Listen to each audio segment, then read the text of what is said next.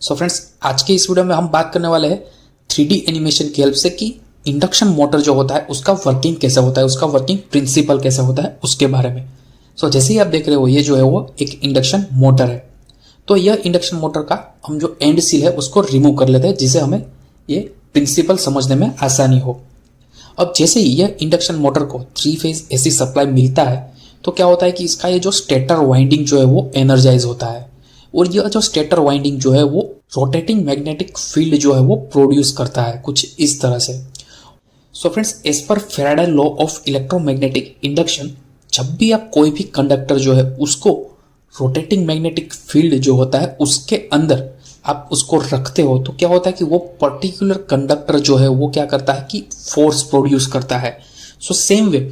यहाँ पे induction motor के स्टेटर का जो स्पेस है उसमें रोटेटिंग मैग्नेटिक फील्ड जो है वो तो प्रोड्यूस हो गया है और हम जैसे ही ये रोटर जो है उसके अंदर रखते हैं या तो फिर रोटर इसके अंदर एग्जिस्ट है तो क्या होता है कि इसके अंदर रोटर में फोर्स प्रोड्यूस होता है, क्योंकि गाइस ये जो रोटर जो है वो भी क्या होता है कि ऐसे कॉपर के बाहर से रहते हैं और दोनों साइड एंड रिंग लगा के इसको बनाया रहता है। सो ये एक वन टाइप ऑफ कंडक्टर ही है।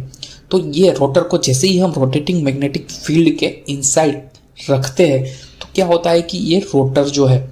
उसके अंदर इलेक्ट्रोमोटिव फोर्स प्रोड्यूस होता है और ये जो फोर्स प्रोड्यूस हुआ वो फोर्स जो है वो रोटेटिंग मैग्नेटिक फील्ड की डायरेक्शन में ही होता है। इसकी वजह से क्या होगा कि रोटर जो है वो रोटेट होना स्टार्ट करेगा